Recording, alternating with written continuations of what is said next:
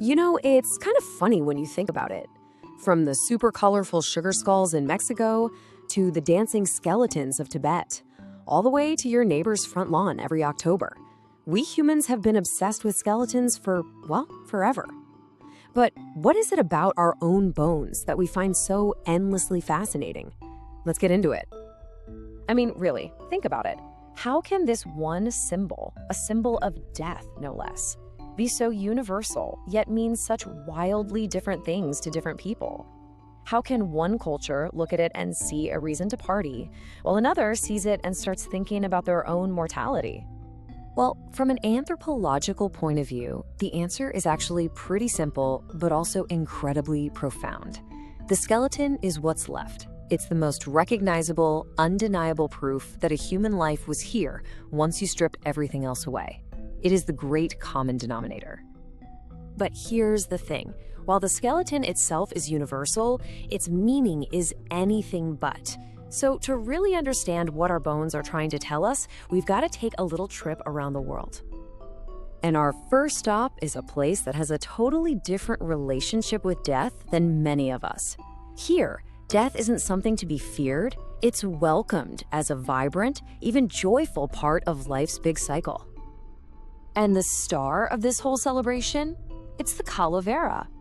Now, these are not meant to be scary at all. They're these beautiful, intricate, edible works of art.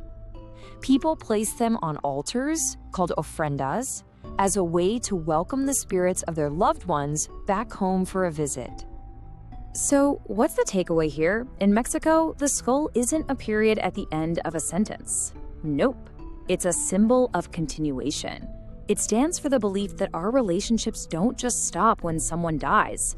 It means the dead deserve a party, not just our tears.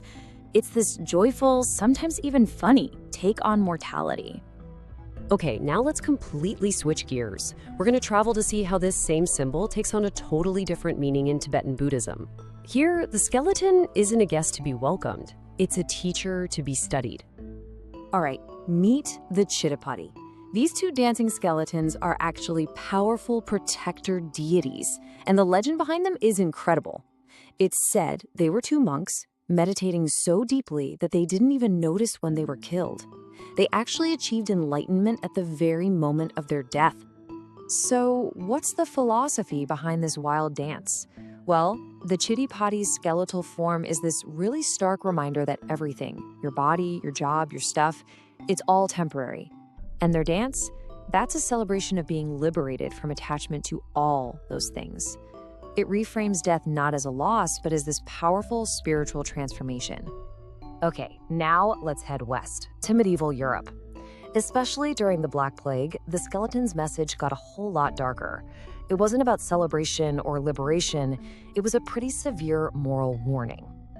This was the era of Memento Mori, which literally means, remember you will die. And this wasn't just some catchy phrase, it was a whole discipline. The idea was that if you were constantly thinking about your own inevitable death, you'd be less concerned with worldly things and more focused on the state of your immortal soul. You see this idea perfectly in this art form called the Danse Macabre, or the Dance of Death. You'd see these paintings of skeletons leading everyone, and I mean everyone, from the Pope down to the poorest peasant, to their grave. The message couldn't be clearer. Your money, your power, it's all temporary. At the end of the day, death is the one thing that makes us all equal. And that brings us to our last stop, right here in the modern Western world. This is where the skeleton has gone through maybe its most dramatic change yet. From a symbol packed with sacred meaning to, well, a seasonal decoration. Get this. In the US alone, people spend over $13 billion on Halloween every single year. The skeleton has become really big business. But you have to ask, what did we lose when it became a bestseller? When you put the traditional and the modern side by side, the difference is, well, it's stark. Where other cultures saw deep spiritual meaning, we often just see a kind of hollow aesthetic. Where they saw a real connection to their ancestors, we see an opportunity to buy something. A serious contemplation of mortality has been replaced with simple entertainment. You know, there's a name for this process. It's called the commodification of culture. It's what happens when a symbol or a practice that has these deep, important roots gets stripped of its context, packaged up, and sold as a product. The symbol is still there, but its soul has been kind of hollowed out. So, after our trip around the globe, what's the big takeaway? What are all these different bones ultimately trying to teach us? Well, it turns out it's maybe less about death than you'd think. At the end of the day, the skeleton really just acts like a cultural mirror. It reflects back whatever a culture values. In Mexico, an attitude of celebration turns the skeleton into a symbol of continuation. In Tibet, the quest for liberation turns it into a teacher. In Europe, a focus on morality made it an equalizer. And for us, in the modern West, an obsession with entertainment has turned it into a commodity.